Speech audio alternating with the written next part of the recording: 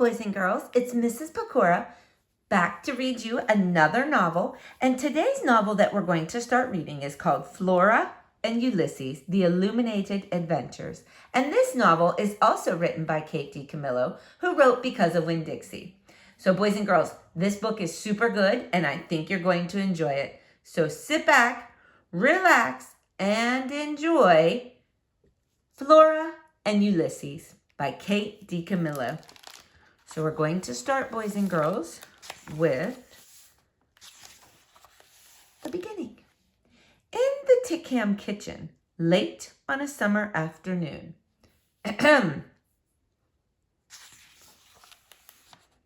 Happy birthday to you. What's this, Donald? This is your birthday present. It is a Ulysses Super Suction Multi-Terrain 2000X. Happy birthday. It's a vacuum cleaner. It's a Ulysses 2000X. Yep, it's the crown jewel of vacuums. It features extra long cords so that absolutely no mess, no dirt is ever out of your reach. It's indoor, outdoor. It goes everywhere. It does everything. Goody. You have to try it out. Turn it on. For heaven's sake, Donald, please. Whoa. Hey now. What in the world, Donald? It's multi-terrain. You should try it outside. And that's how it all began. With a vacuum cleaner, really. Chapter 1. Natural Born Cynic. Flora Bell Buckman was in a room at her desk. She was very busy. She was doing two things at once. She was ignoring her mother, and she was also reading a comic book entitled The Illuminated Adventures of the Amazing Incandesto. Flora, her mother shouted, what are you doing up there? I'm reading, Flora shouted back. Remember the contract, her mother shouted. Do not forget the contract. At the beginning of summer, in a moment of weakness, Flora had made the mistake of signing a contract that said she would work to turn her face away from the idiotic hijinks of comics and toward the bright light of true literature. Those were the exact words of the contract. They were her mother's words. Flora's mother was a writer. She was divorced and she wrote romance novels. Talk about idiotic hijinks. Flora hated romance novels. I hate romance, said Flora out loud to herself. She liked the way the words sounded. She imagined them floating above her in a comic strip bubble. It was a comforting thing to have words hanging over her head, especially negative words about romance. Flora's mother had often accused Flora of being a natural-born cynic. Flora suspected that this was true. She was a natural-born cynic who lived in defiance of contracts.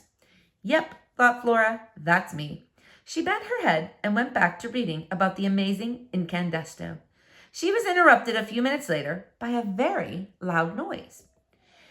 It sounded as if a jet plane had landed in the Tickhams' backyard. What the heck? Said Flora.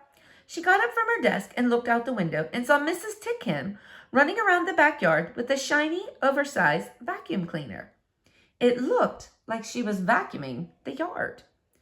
That can't be, thought Flora. Who vacuums their yard? Actually, it didn't look like Mrs. Tickham knew what she was doing. It was more like the vacuum cleaner was in charge, and the vacuum cleaner seemed to be out of its mind, or its engine, or something. A few bolts shy of a load, said Flora out loud, and then she saw that Mrs. Tickham and the vacuum cleaner were headed directly for a squirrel. Hey now, said Flora. She banged on the window. Watch out, she shouted. You're going to vacuum up that squirrel. She said the words, and then she had a strange moment of seeing them hanging there over her head. You're going to vacuum up that squirrel. There was just no predicting what kind of sentences you might say, thought Flora. For instance, who would ever think you would shout, You're going to vacuum up that squirrel? It didn't make any difference, though, what word she said. Flora was too far away. The vacuum cleaner was too loud, and also clearly it was bent on destruction. That malfeasance must be stopped, said Flora in a deep and heroic voice. That malfeasance must be stopped was what the unassuming janitor, Alfred T. Slipper, always said before he was transformed into the amazing Incandesto and became a towering, crime-fighting pillar of light. Unfortunately, Alfred T. Slipper wasn't present. Where was Incandesto when you needed him?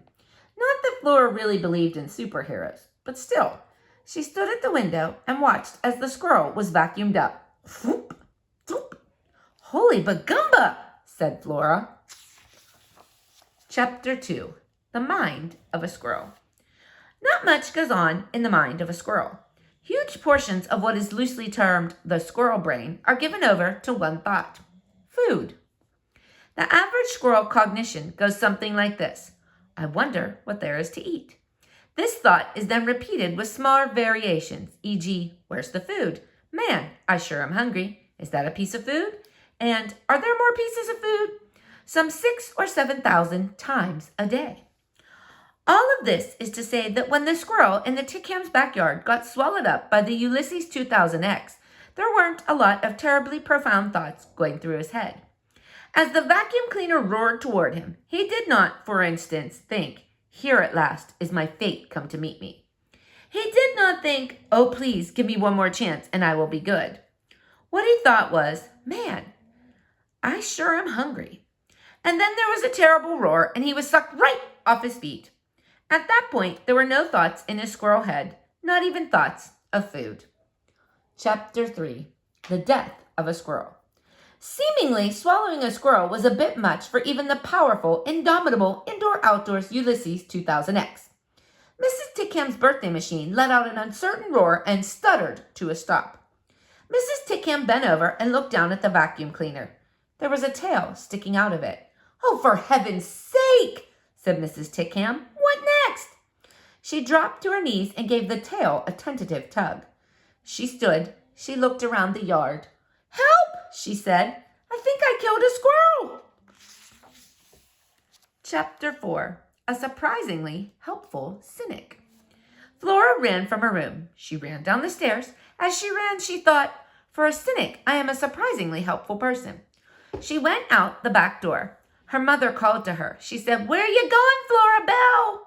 Flora didn't answer her. She never answered her mother when she called her Flora Belle. Sometimes she didn't answer her mother when she called her Flora either.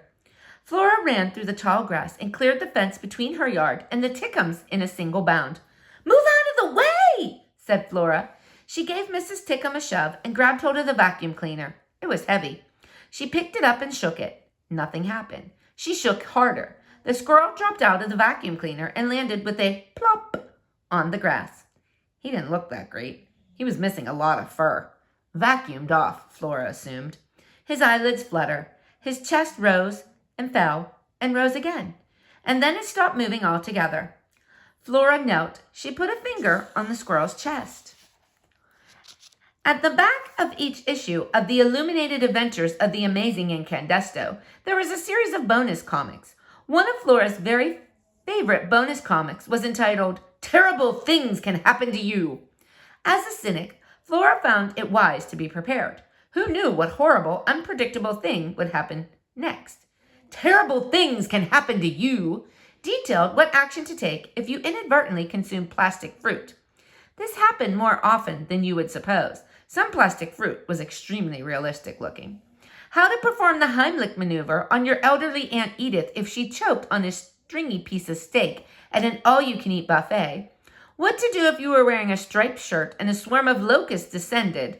Run, locusts eat stripes. And of course, how to administer everyone's favorite life-saving technique, CPR. Terrible things can happen to you. Did not, however, detail exactly how someone was supposed to give CPR to a squirrel. I'll figure this out, said Flora. What will you figure out? Said Mrs. Tickham. Flora didn't answer her. Instead, she bent down and put her mouth on the squirrel's mouth. It tasted funny. If she were forced to describe it, she would say that it tasted exactly like squirrel. Fuzzy, damp, and slightly nutty. Have you lost your mind? Said Mrs. Tickham. Flora ignored her. She breathed into the squirrel's mouth. She pushed down on his small chest. She started to count. All right, boys and girls, we're going to stop there for today.